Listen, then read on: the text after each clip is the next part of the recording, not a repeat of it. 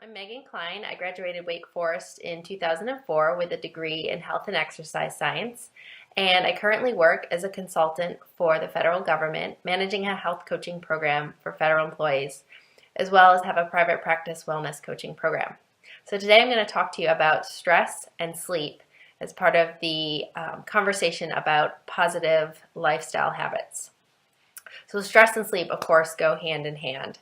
It's one thing to burn the midnight oil when you're writing a late night research paper and you can come back after your 11 a.m. class and grab a quick nap.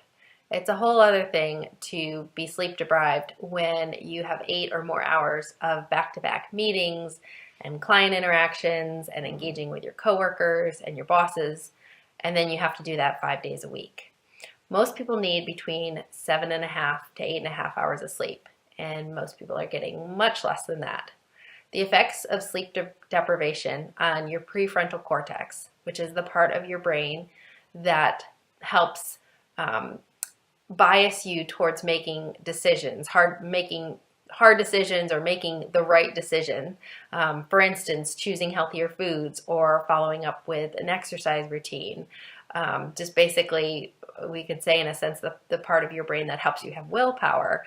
The effects of sleep deprivation on that part of the brain have been shown to have the same impact as being mildly intoxicated. So think about that for a minute. If you have a hard time falling asleep at night, a 30-minute detox from screen time can help signal to your brain and your body that it's time to fall asleep. So this includes computer screens, TV, and yes, even your phone.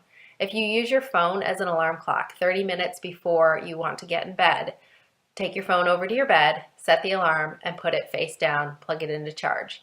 That way, when it is time to go to bed, you don't pick your phone up to set your alarm and think, oh, let me just do one last check of Instagram. And all of a sudden, an hour later, find yourself still scrolling. If you have a hard time relaxing at night because your brain is going 100 miles a minute, before you go to sleep, take a pen and paper and do what I call the parking lot brain dump, which is where you take everything that you're thinking about, all the thoughts that you've had last minute about people you need to email tomorrow or things you need to do or phone calls you need to make. Just dump it all out on a piece of paper and tell yourself that you are parking those thoughts until the morning. This can be a great way to kind of unload everything that your brain feels like, I got to keep reminding you about it before you can fall asleep, and help you fall asleep easier at night. Which brings me to my next habit, which is cultivating a practice of mindfulness or managing stress better. We live in a stressed out society, and it's not good, it's not healthy, and it doesn't have to be that way.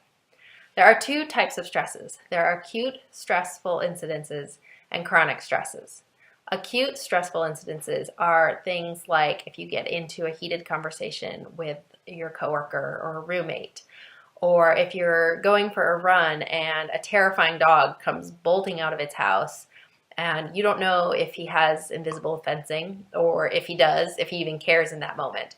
So your response to that situation is called the fight or flight response. Your body physically prepares to either fight or run away, and you get this rush of different hormones that come cascading, flooding through your body.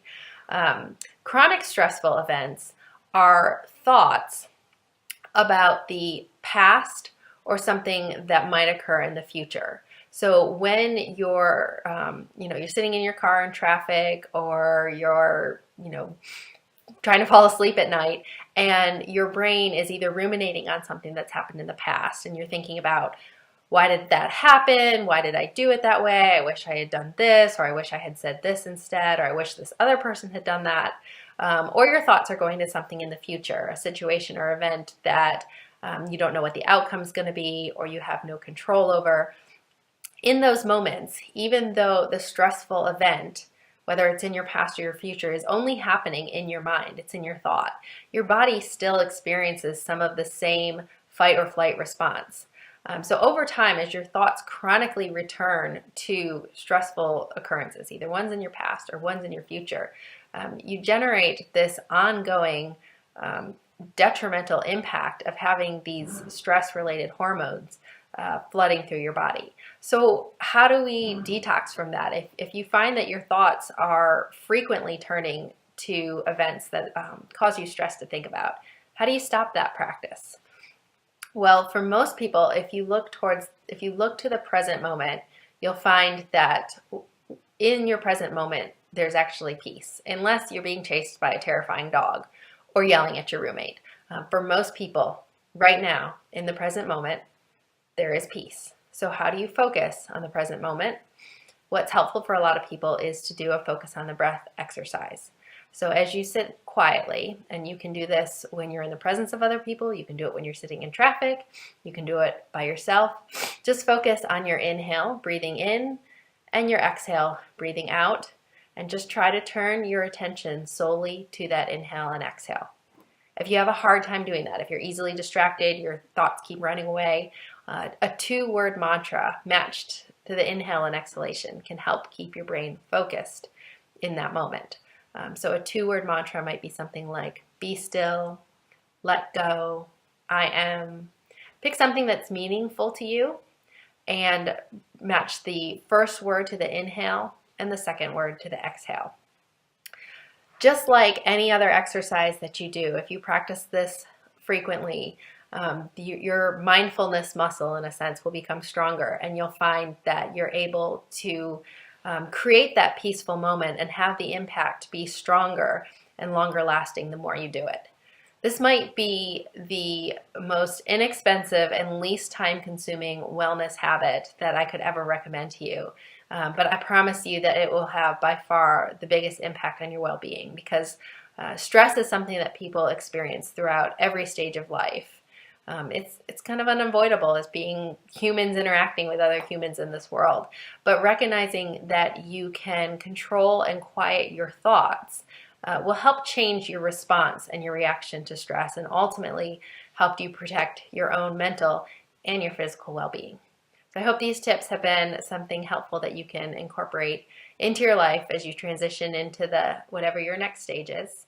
And stay well and be well.